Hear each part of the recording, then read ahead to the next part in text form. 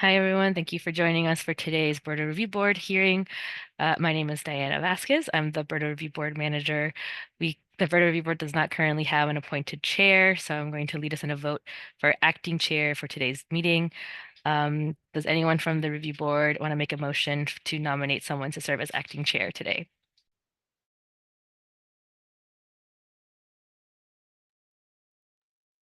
I move to nominate Stephen Ellis as acting chair.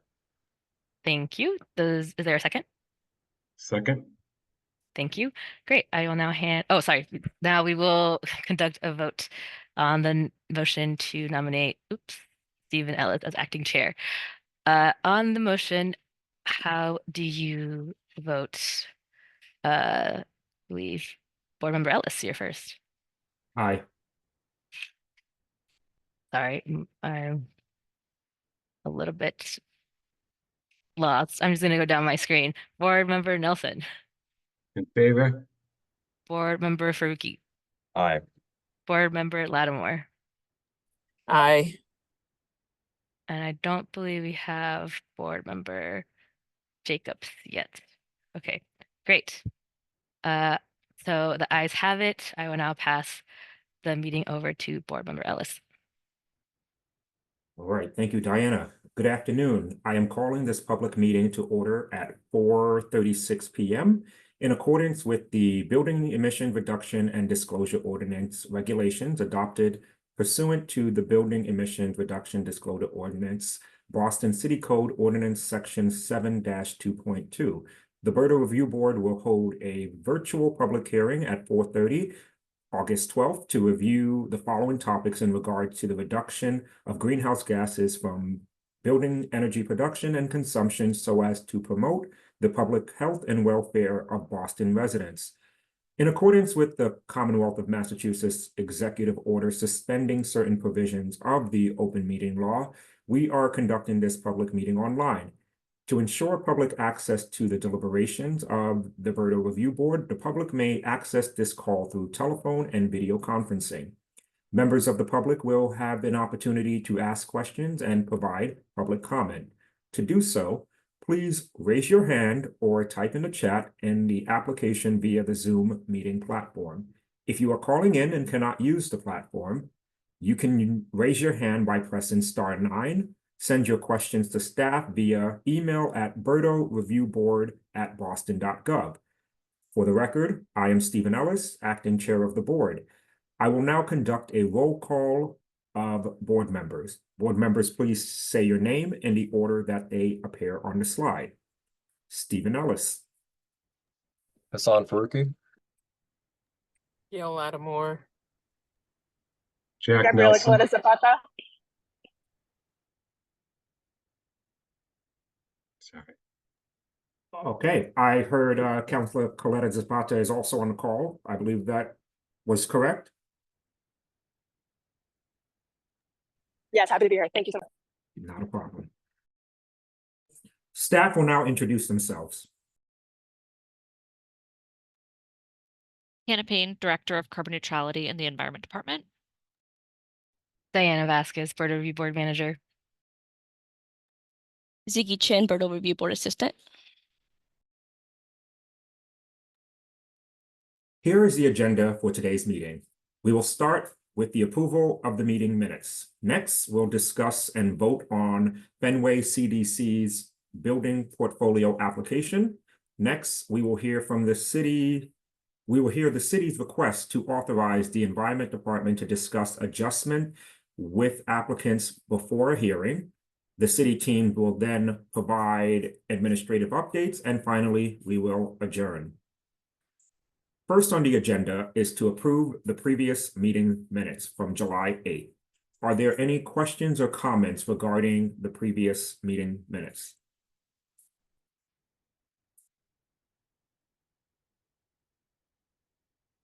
Hearing none, is there a motion to approve the minutes? Motion to approve. Is there a second? Second. Good to hear from you, Board Member Jacobs. Hey, how are you guys? All right. On the motion to approve the meeting minutes, board members may say may vote in favor, oppose, or abstain if they did not attend the last meeting. Those in favor approving the minutes say aye or show your hands. Aye. Aye.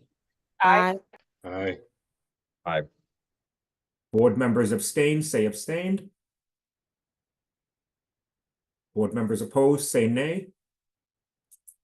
The motion passes. On to the next. The city has received our first building portfolio application from the Fenway CDC. We will hear some information about the application, discuss, and vote on the application. Hello. So before we start, I just want to quickly remind everybody what a building portfolio is. So building portfolios are flexibility mechanisms that allow owners of multiple buildings to comply with a single portfolio level emission standard. So instead of, if, for example, someone has 4 buildings, instead of trying to individually comply, you can use a building portfolio to do one level of compliance. So for another reminder, pathway 1 requirements are building portfolio application pathway for buildings that are individually subject to BERDO and do not trigger environmental justice requirements. That means that all the buildings are either in EJ populations or in non-EJ populations, and no hearing is required for this approval. And for options for voting, you can approve with standard conditions that you will see at the next slide, or the board can continue discussing before they feel comfortable voting on the motion. And to find more information about other flexibility measures, I included a link to a document that we have. You can go on the next slide. So background information on Fenway CDC, they submitted through Pathway 1 with 5 buildings in neighborhoods of Back Bay, South End, and Fenway. All buildings are affordable multifamily housing and all in EJ populations. And applicant meets all eligibility criteria and application was deemed complete. These are the standard conditions that will apply to them if they were approved today. So timely compliance reporting and third-party verification requirements. Timely compliance requirements in this certain section of the regulations, including when applicable, the submission of an emission standard compliance plan, which doesn't apply to them since they do not meet the EJ requirements. EJ review. And the review board or its designee may inspect any building that is part of the approved building portfolio at reasonable times when reasonable notice in order to assess compliance with terms and condition in said building portfolio. So more details. So the owner is Fenway Community Development Corporation. Again, all the building use types are multifamily housing. It's 5 buildings, and these are the addresses of the specific buildings. This is their calculated building emission standards in this table. Since they're all multifamily housing, their blended emissions calculation is the same as the default emission standards. And Fenway CDC has met all eligibility requirements and was quick to rectify an issue in 2023 reporting for one of their buildings, but within 48 hours, they were able to fix the issue and we were able to deem their application complete. After evaluating their proposed building portfolio, the city agrees that applying to Pathway 1 is the correct application pathway and has determined that the application is complete. And I believe we have someone from Fenway CDC to answer any questions that the review board may have. Hey, everyone, yeah, sorry, Fenway CDC, feel free to ask any questions. Do you have any? Okay, thank you, Ziggy and Ari. I will now ask each board member if they have any questions or comments. So I will be starting with you, Councilor Coletta Zapata. No questions. I think this is a no-brainer. I think that where there are opportunities for flexibility, especially with folks who are providing multifamily affordable housing and environmental justice communities, I think this is precisely why we have this flexibility pathway. So I don't have any other further questions and look forward to voting in the affirmative. Thank you. Thank you, Councilor Coletta Zapata. I share the same sentiments. I do, however, have a question for the Environment Department. So this is not specific to Fenway CDC's application, but generally a part of the evaluation process. So I do believe that after you submit, I am just trying to get to my notes here.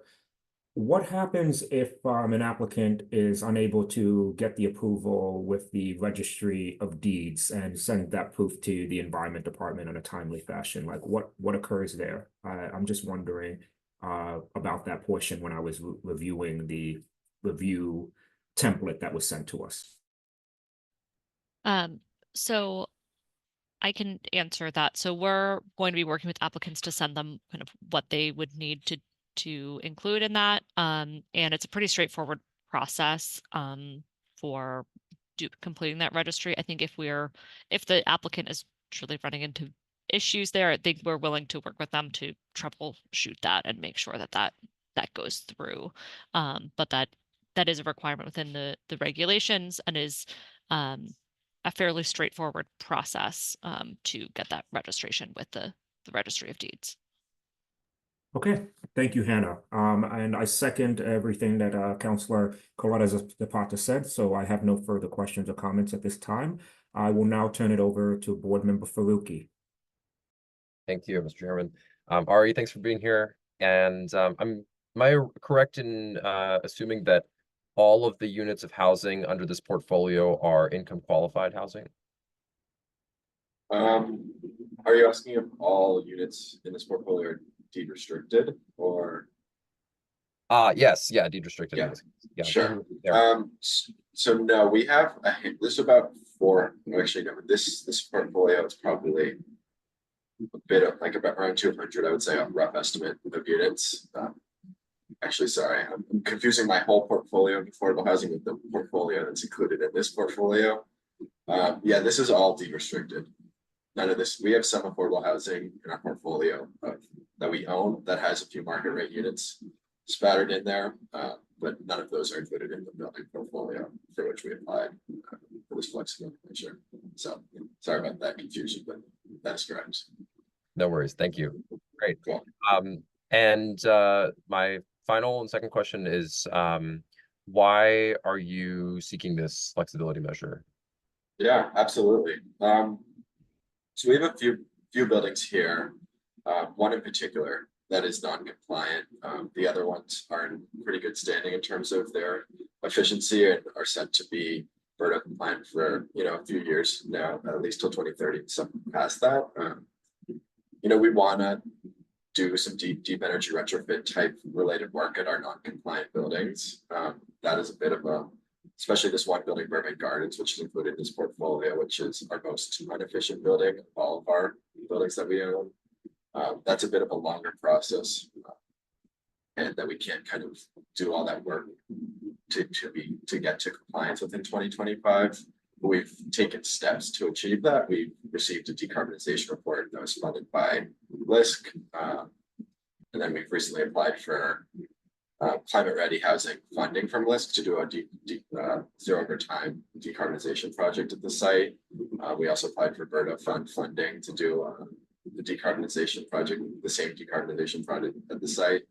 So essentially this is to kind of buy us a little bit of flexibility in time so that we can focus this money rather than paying, the BERDO compliance payments, and try to focus that more on how can we retrofit our building to reduce the emissions there, bring it into compliance in the coming years.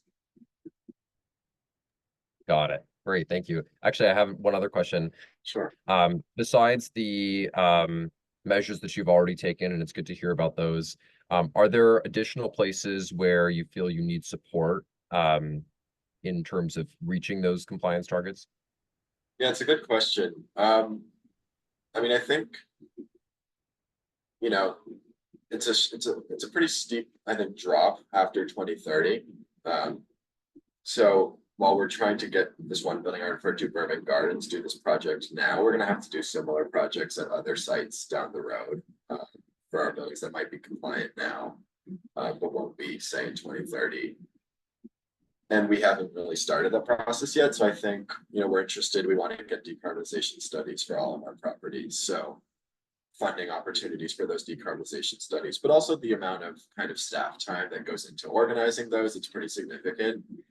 Same with the staff time to planning the projects once we get decarbonization studies, or applying for funding applications takes a lot. So it's a bit daunting to think about that for a whole portfolio of buildings, nevertheless one. So I think there's the funding side of things. We would love funding to be available for affordable housing to do decarbonization studies and do deep energy retrofits, but also I think looking forward, like how are we going to build capacity internally in the organization to take on these projects? Yeah, makes sense. All right, thank you for showing that. And no questions, Mr. Chairman. Thank you, Board Member Faruqi. Board Member Jacobs, do you have any questions? None at the moment. I'm just following along the questions that Board Member Faruqi asked, kind of clarified what I was a little bit curious about. So I'm good for now. Thank you, Board Member Jacobs. Board Member Lattimore. No questions. Thank you, Board Member Lattimore. Board Member Nelson. I have no specific questions on this application, but I'm wondering, is there opportunity for geothermal at any of your buildings? So where you could take advantage of funding from the IRA? Yeah, it's a good question. We haven't looked too much into geothermal, but I think it's a really good idea because in the Fenway, we're not eligible for solar in a lot of cases because we're on the old grid. That doesn't allow us to send electricity back. So in that case, we would have to either run the battery or solar. It doesn't work. So I think geothermal is a pretty worthy consideration. And we have the contacts that we have done a little bit of networking with at a geothermal company, but beyond that, we haven't really started taking a bigger look at that. But I think it is a worthwhile thing for us to really consider, especially given the constraints of the grid. There's significant funds from the federal government. So yeah, that's good to know. I don't know if I'm fully aware. I think the IRA, I'm still really trying to wrap my head around everything that's available. So, again, the other board members' question about support, like information on the IRA that's available will be great, including this initiative from geothermal. okay, no further questions. Thank you. Thank you, Board Member Nelson. Having heard about the IRA just now, a question for the Environment Department. Is that something that you can share with RE or the Fenway CDC, a little bit of details or anything regarding resources that can be of assistance to them? Yeah, thanks for that question. We are also trying to wrap our heads around the IRA. There's a lot in it, and the guidance has, I mean, more and more guidance has been coming out. I'm happy to share we are actually meeting with a contact at the IRS tomorrow to learn more about the different offerings and trying to get one of the things we have on our to-do list is really trying to understand how we can help bridge the gap between BERDO building owners and what the IRA is offering, and especially the tax credits where a lot of that money is, and the direct pay options for those tax credits for nonprofit building owners. So more to come. I know there's a lot of interest in it and a lot of opportunity there. We want to make sure that Boston building owners are getting a good share of that funding. So maybe we can give an update on that at a future board meeting if that's of interest, but still in the works right now. Synthesizing, thank you, Hannah. So synthesizing that information, I think, is valuable. Maybe not particularly just for the board, but for the general public. And so hopefully RE will be able to get you some information for you as well as the Fenway CDC. So thank you for participating and answering some of our questions today. Yeah, no worries. That sounds awesome. Chair. Okay. Are there any further questions from the board? Hearing none, is there a motion to approve Fenway CDC's application with standard conditions?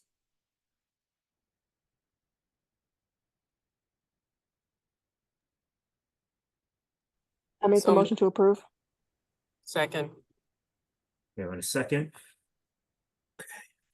On the motion to approve the Fenway CDC's application with standard conditions, how do you vote in favor or oppose or abstain? Starting with, I'm going to start from the bottom, Board Member Nelson.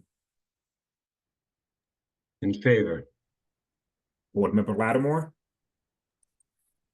Yes, in favor. Board Member Jacobs. In favor. Board Member Faruqi. In favor. Counselor Coletta Zapata. In favor. And I am also in favor. The ayes have it. The motion passes. Fenway CDC's building portfolio has been approved. Per the regulations, the Environment Department will send a copy of the written decision letter within 7 days.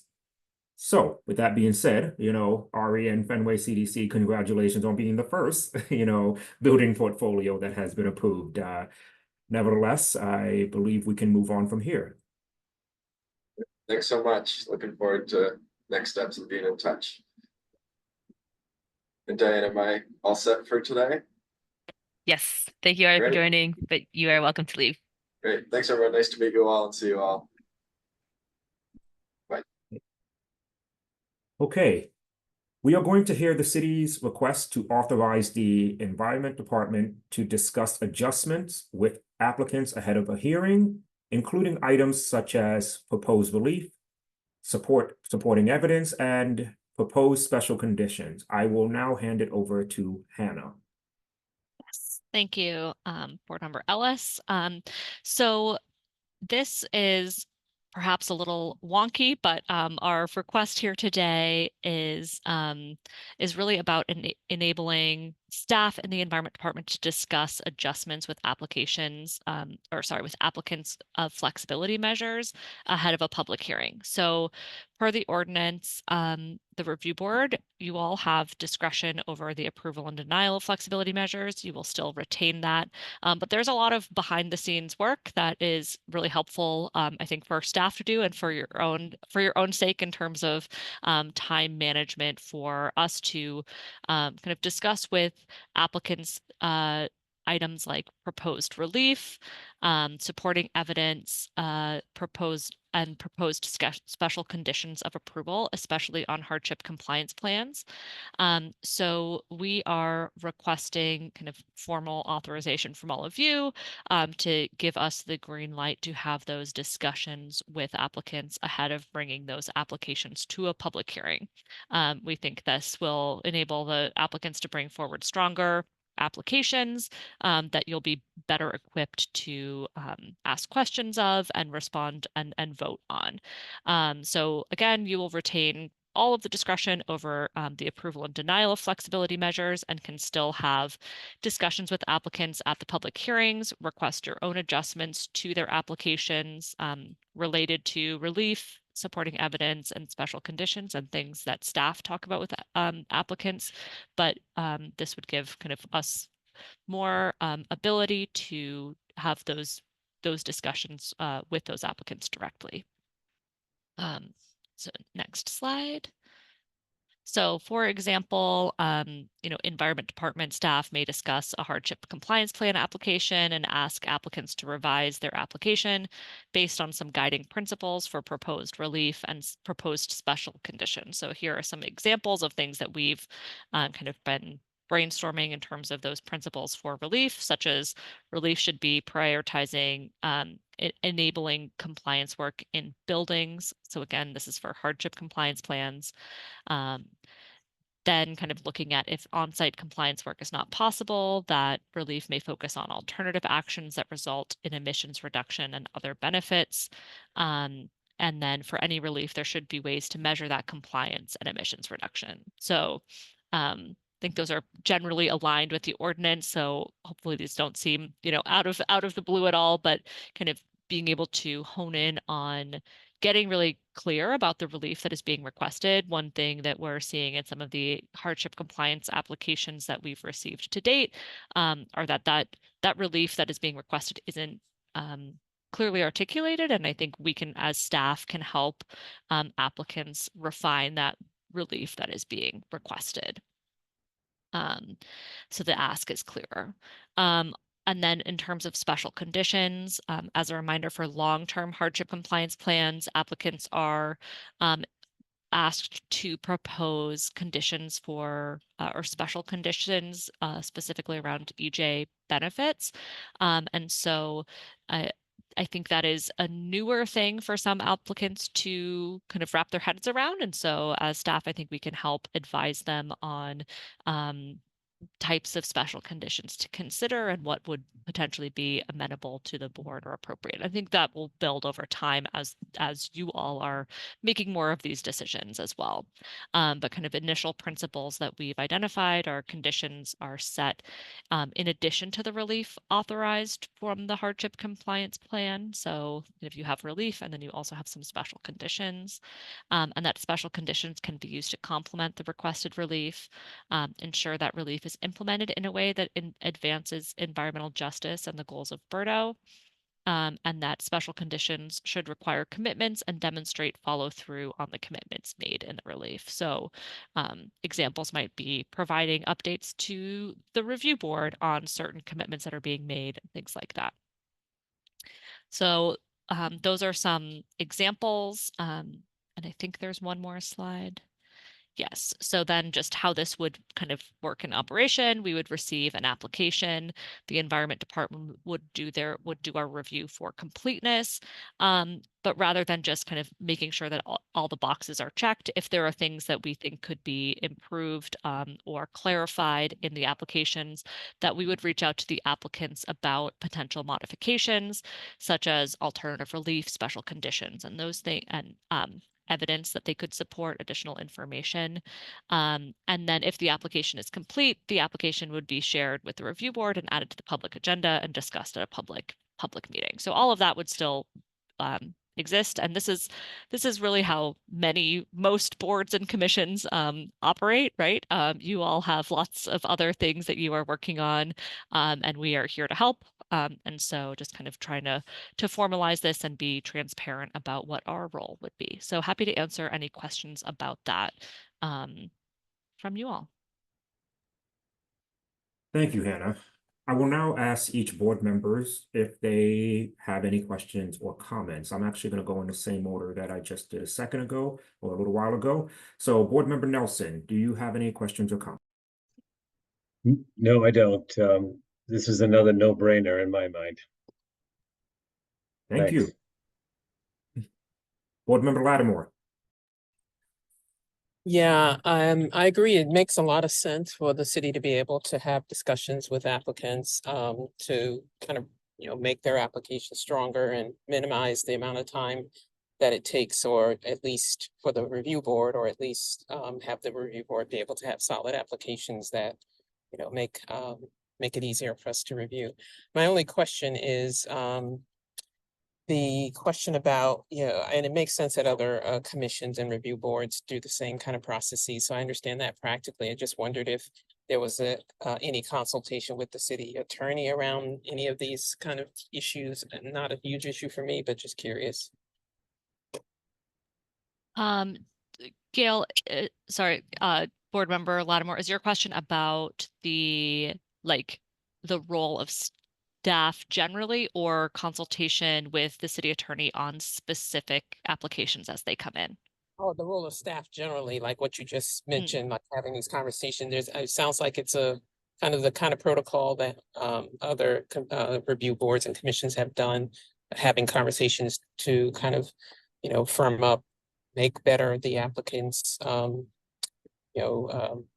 submissions. I'm just wondering if was any need for any review of that process with the staff, with the attorney, the city attorney, or if it's just kind of standard protocol that you don't feel a need to do that. That's not a huge issue for me, just curious. Yeah, so I kind of two things. One, this is something that we discussed with a former staff member who was an attorney, and prior to bringing this to the board this week. It is something that we are in touch with our attorneys on, and can get additional clarification as needed if there are specific cases that come up. And we've talked to other boards and commissions within the city, and this is fairly standard practice as well. So a bit of a yes, and happy to do more if there's specific questions.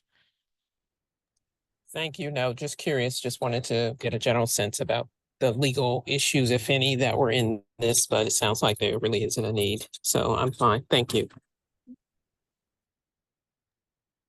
Okay, Board Member Jacobs.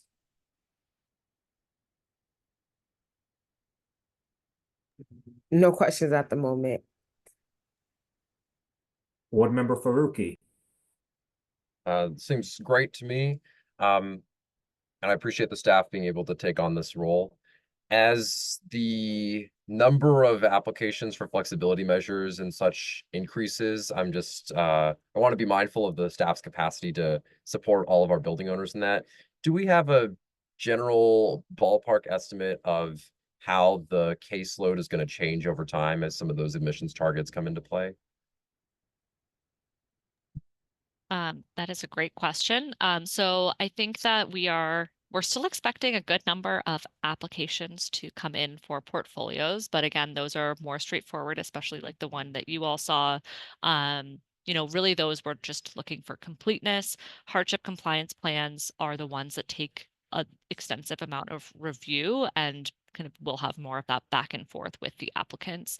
I just to give a reminder, and I think we shared this few meetings ago of some of our estimates in terms of projected compliance with the different emission standards for 2025.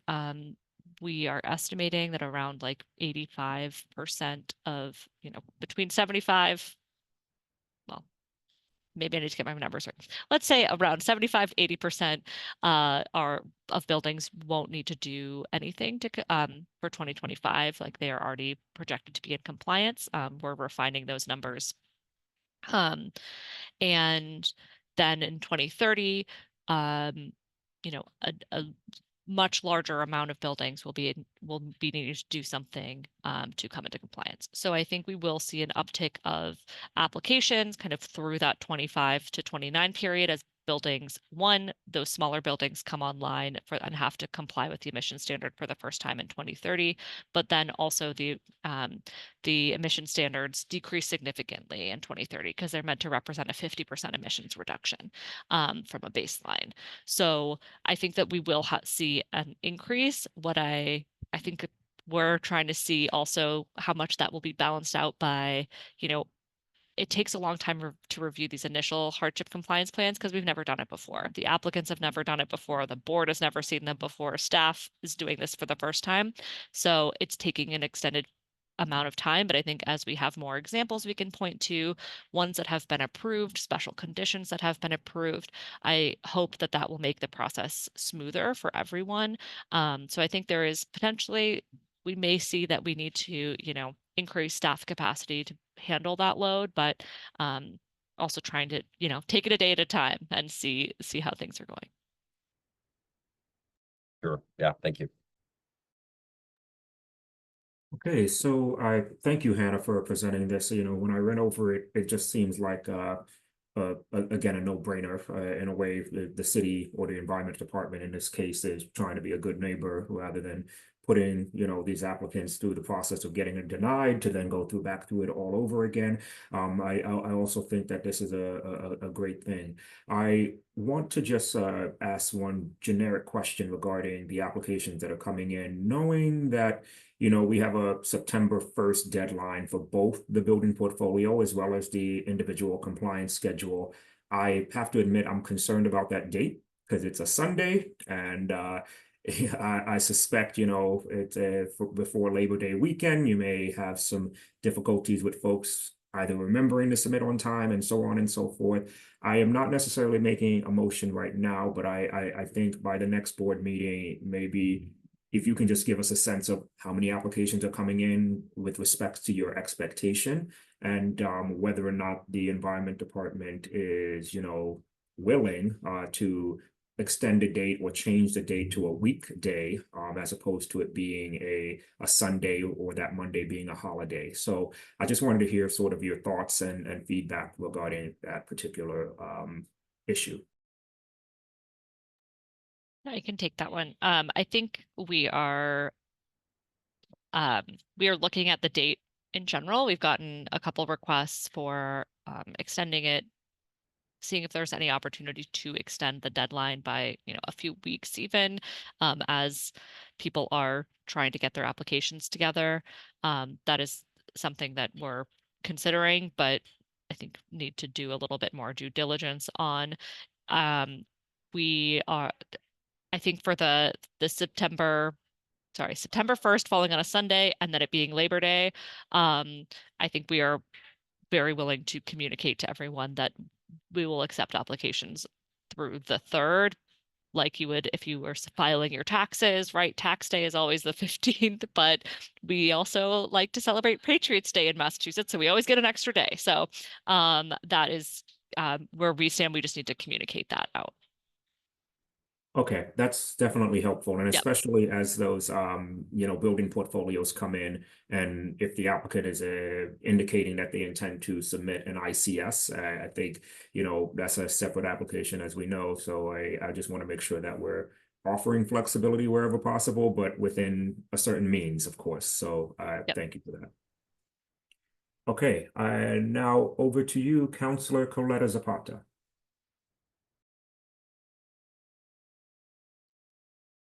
No questions. Thank you all for your work on this. We will now open the meeting to public comment.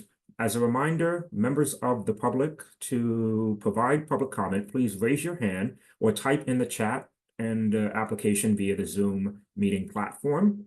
If you are calling in and cannot use the platform, you can raise your hand by pressing *9. Send your questions to staff via email at BERDO reviewboard@boston.gov.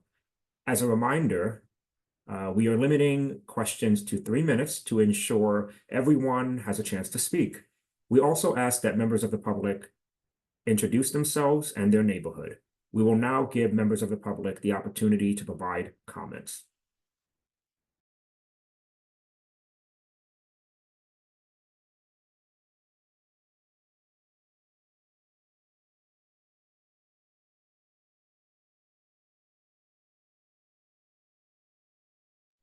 Okay, hearing none, and I realize, having done this a couple of times now, I've never asked, have we received any emails to the BERDO Review Board at boston.gov email? I figured I should ask because I normally just skip over that part, so my apologies. Diana. No worries, Chair.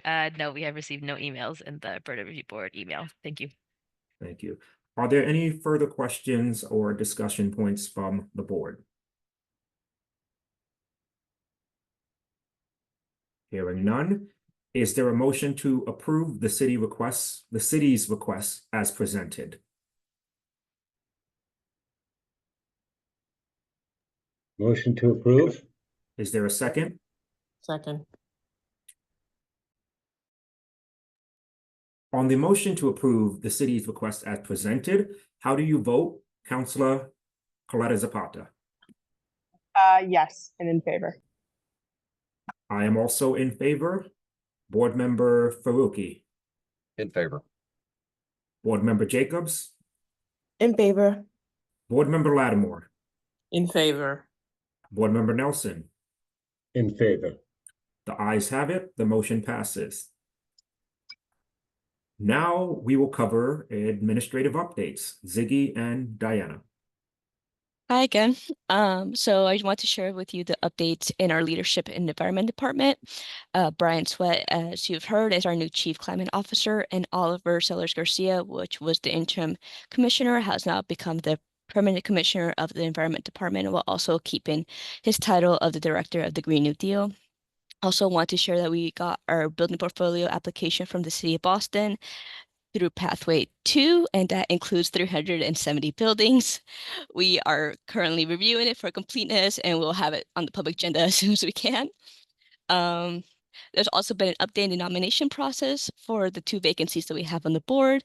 We open a new nomination process on July 19th, and the Google form will remain open until August 31st. And for those who have applied for reporting extension requests back in May, want to bring your attention that those people will be receiving another automatic 3-month extension until November 15th due to the account number changes from the utility companies that are causing some problems for people who are requesting their data. Also, if you have not applied for a reporting request extension, we recommend that you apply as soon as possible so you can get that request until November 15th. And as a reminder, our next meeting is scheduled for August 26th. I'm also going to add some more fun administrative updates. So the first application round for the Equitable Emissions Investment Fund closed on July 31st. In total, we received 19 applications for the fund, which is great. It shows there's a lot of interest for this type of funding. So currently, the team is undergoing an initial review with the city's legal and grants team just to check for eligibility.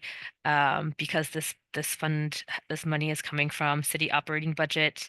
There are some state laws, specifically the anti-aid amendment, that we just need to make sure that we're adhering to as before we grant any funding to any applicants. Then the BERDO team will share all of these application files, all of them that are deemed eligible, with a brief cover page that explains each application to each board member, and each board member will receive an individual spreadsheet copy with the project evaluation criteria that we discussed what feels like many moons ago now, but that rubric that we discussed for the fund. And this is the timeline that we're hoping to follow as we evaluate the applications. So at the next hearing, we are hoping that the review board will have looked at all the applications. We'll come to that hearing with maybe like a top 5 project proposals that they like. And at the hearing, the review board can sort of narrow it down to a group of finalists. Maybe we could do a total of a top 5 at the September 9th hearing. Following the August 26th hearing, we'll invite those finalists to come and present at the September 9th hearing, where they can present on their project proposals and the review board may ask them questions. And then finally, at the September 24th hearing, the review board will vote on funding allocations up to $750,000 total, and we are targeting 3 awards. So ideally, 3 proposals will get funded. And I just wanted to say a reminder that the review board does have discretion. So if if you wanted to grant more money than was requested or less money than was requested, that is also available as an option. We should just communicate that with the applicants so that they are aware. But just wanted to highlight that because we did get a lot of interest, and it seems like an exciting time for the fund. I also wanted to present an update on hardship compliance plans. So we've received 7 applications total. We have deemed 3 incomplete and have sent those determination letters to those applicants. Just as Hannah mentioned earlier, there's just a lot of places that we think applications could be strengthened. So we really wanted to highlight that for folks. And we have 4 that are that remain to be reviewed, but have a deadline of being notified by August 15th or this Thursday. So we'll send out those letters of termination. We'll discuss any modifications or recommendations that we think could be made. And then we'll review the resubmissions from the applicants. And just so there's a little bit of a timeline. If an owner submits an application and then within 45 days we deem it complete, within 45 days from that, the review board will hold a hearing on that application. Should a building owner submit an application and within 45 days the environment department deems the application incomplete, this is sort of the flow chart on the right side of this screen. It would follow this type of timeline. So currently, there is no time limit in our regulations. We don't state that there's a time limit to receive a resubmission. Should we, say that your application is incomplete, the applicant can take the time to make any updates or changes. Once they resubmit, within 45 days from that resubmission, we will then do a new evaluation and deem it complete, complete or incomplete. And if it is deemed complete, it kind of follows the same timeline. So within 45 days of that, the review board will hold a hearing. We are letting applicants know that if they do not resubmit by mid-October, we cannot guarantee that they'll have a hearing this year, just following the timeline of what's stated in the regulations. So we just want to make sure that they're aware. So it is in their best interest to try to turn around any sort of changes or updates that they want to make as soon as possible. But there is no stated timeline in terms of how many days they have. And then quickly just wanted to review our upcoming timeline. So today, August 12th, we had our vote on the first building portfolio application.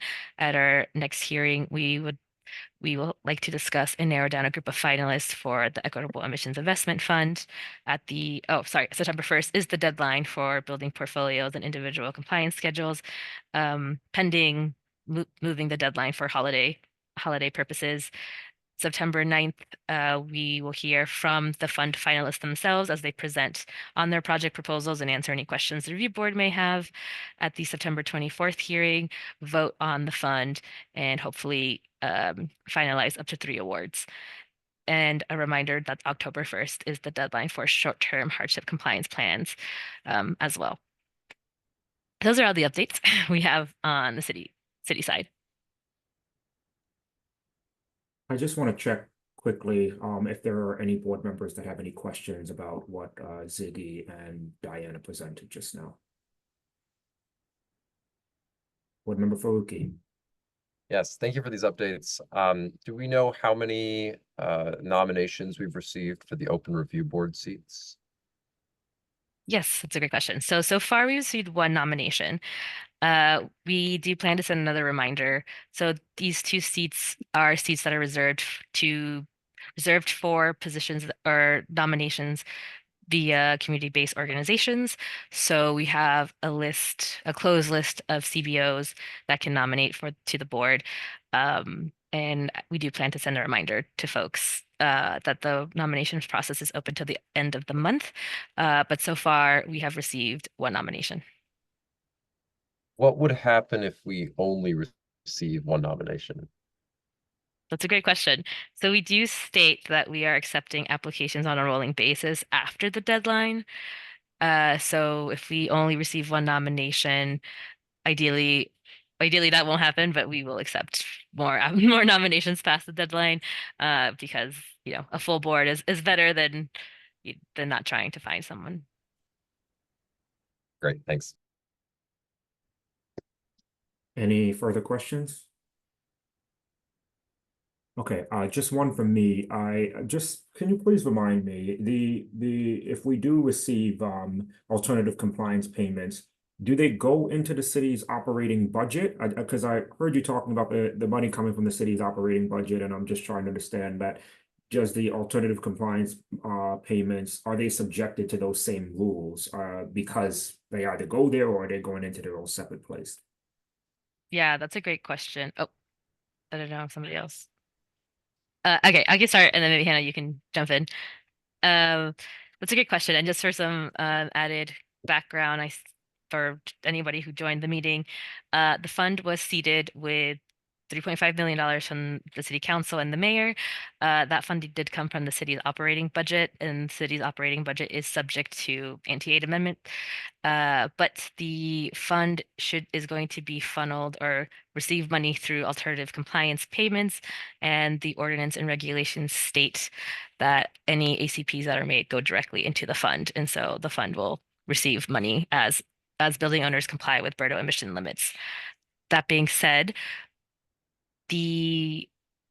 whether or not ACPs are subject to the same anti-aid amendment limitations or laws that other public funding is subject to is a question that we're trying to figure out as we work with our corporation council.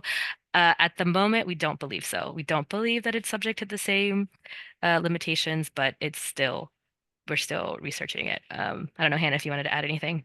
Yeah, I would just add that so the anti-aid amendment is for taxpayer dollars. That's what it is focused on. So the alternative compliance payments, we don't those are not taxpayer dollars, it's not taxes. They're compliance payments. And so we don't expect there will be the same limitations on it from once it is populated with ACPs. So the funding coming in from alternative compliance payments, really we're just working on getting like the official review from the law department, but it shouldn't be subject to the same anti-aid amendment because it's not taxpayer dollars.